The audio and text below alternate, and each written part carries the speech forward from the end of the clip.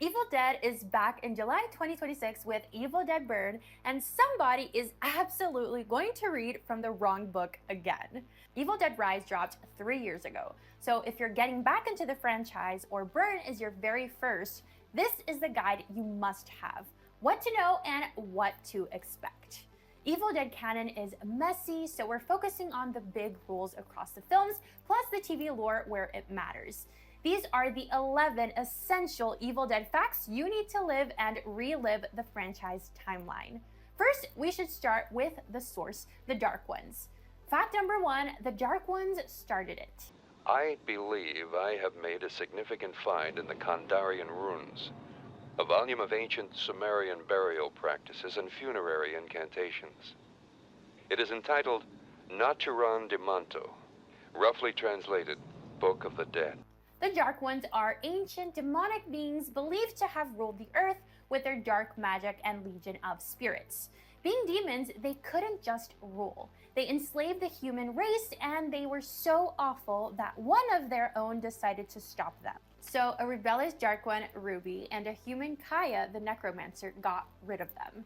These evil creatures got kicked off Earth and were banished to another dimension called the Deadlands.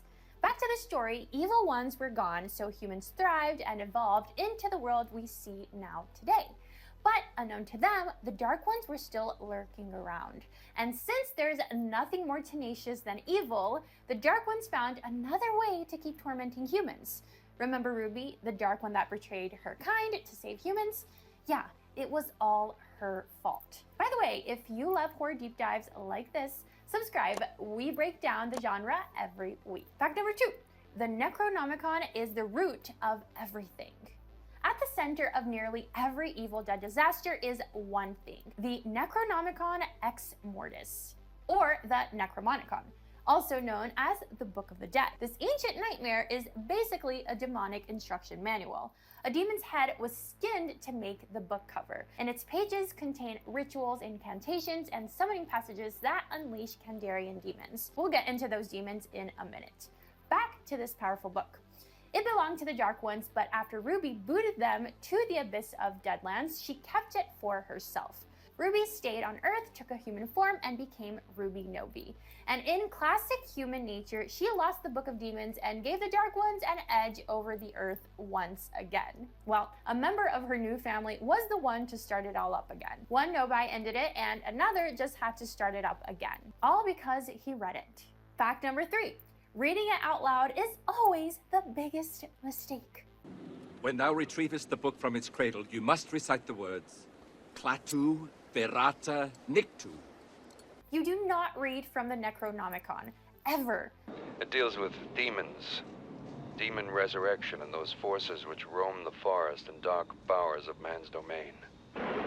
And somehow, across generations, timelines, and entire blood-soaked families, people just keep doing exactly that. So in the first Evil Dead, Professor Novi, Ruby's fake dad, doesn't just discover the Book of the Dead, he records himself reading its ancient Sumerian passages aloud. Bad move, because in Evil Dead lore, spoken words are ritual activation. Once those incantations are read, chanted, or even played back through recordings, the book awakens. The curse begins, the door opens, and Kandarian evil enters our world. And the pattern never changes. Someone always reads a strange book, something ancient always answers, and everyone suffers. So if Evil Dead has one golden rule, it is this. If you find a skin-covered demonic book written in literally bloody Latin, maybe, just maybe, do not read it out loud. Because once those words are spoken, the Kandarian Demon is listening. If you're building your horror watch list for this year, you need to check out our video on the 7 best horror movies of 2026 after this. Speaking of the Kandarian Demon, let's get into fact 4. Fact number 4, the Kandarian Demon is Evil Dead's true monster. Yes, the Necronomicon is a terrible book with a terrible history, but without the Kandarian, it's just pages inked in blood. So someone sadly reads the words, the book is activated, and an invisible force is summoned. That force is called the Kandarian Demon.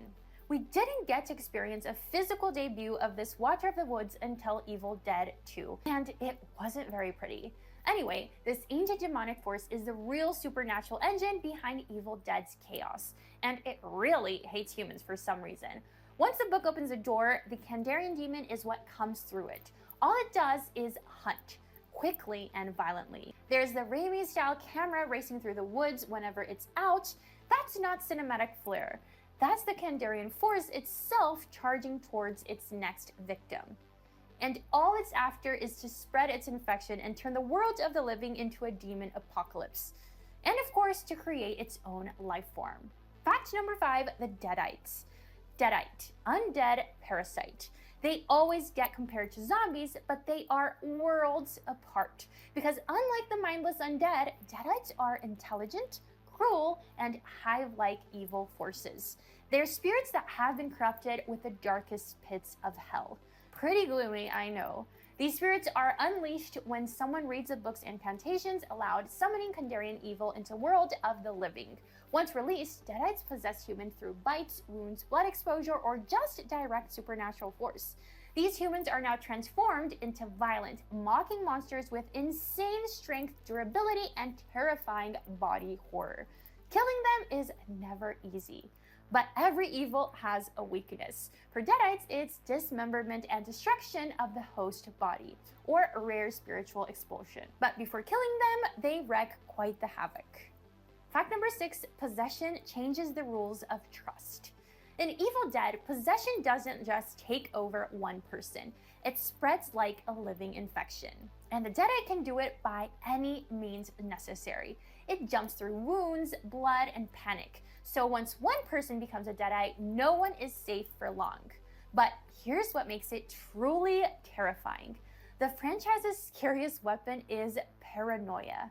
Yes, you can spot a Deadite from a mile away, with their decaying skin, unnatural facial expressions, milky eyes, twisted smiles, and jerky movements. They're pretty hard to miss. If you've already experienced the franchise, which Evil Dead transformation do you honestly think is the most disturbing? Anyway, transformations take time. In the beginning, the possessed still look like your people, sound like your people, and know exactly what to say to destroy you from the inside.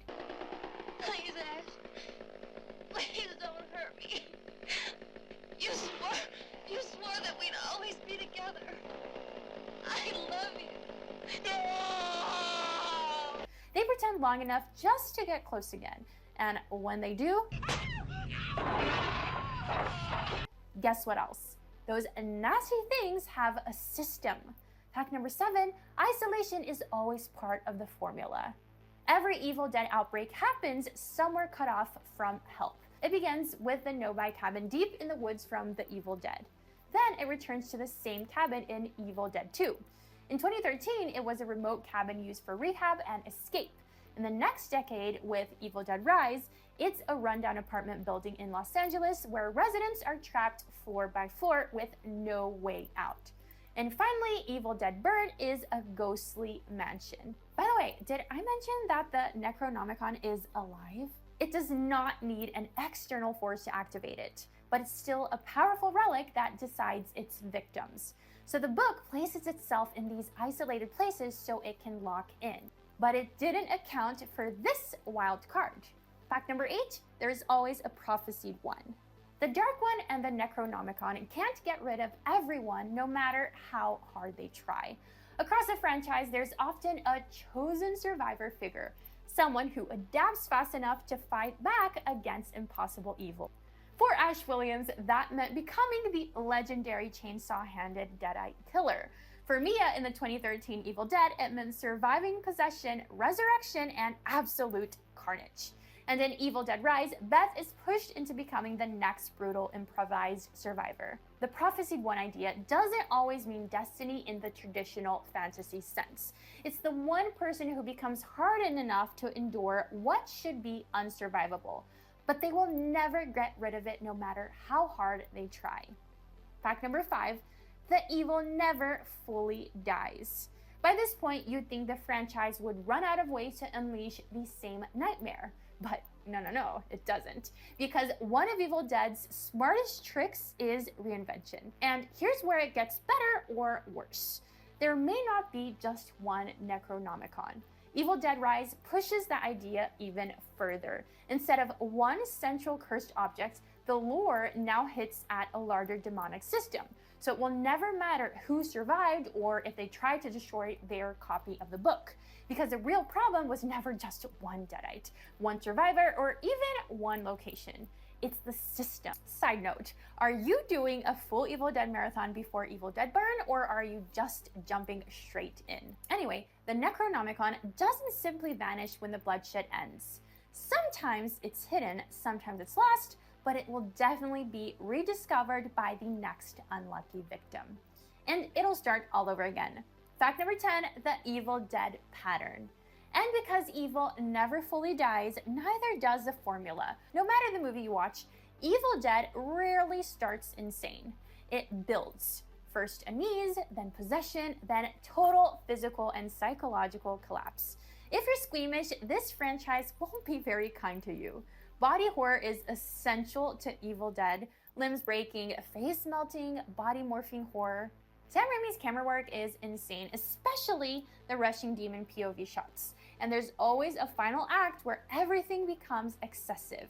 We've got blood rain, chainsaws, mass possession, and just over-the-top destruction. The series doesn't do subtle, it does unforgettable. That's it. That is exactly why fans keep coming back. And now you know the rules. Fact number 11, where Evil Dead Burn fits. The Dark Ones, the book, the Kandarian, the Deadites, everything. And Evil Dead Burn is about to run every single play again. Here's what we know. A woman loses her husband and decides to stay in her in-laws' creepy home looking for comfort. But she reads the book, of course, and one by one, her family starts turning into Deadites. The film is directed by Sebastian Vanecek, the same guy who made Infested and was personally selected by Sam Raimi himself.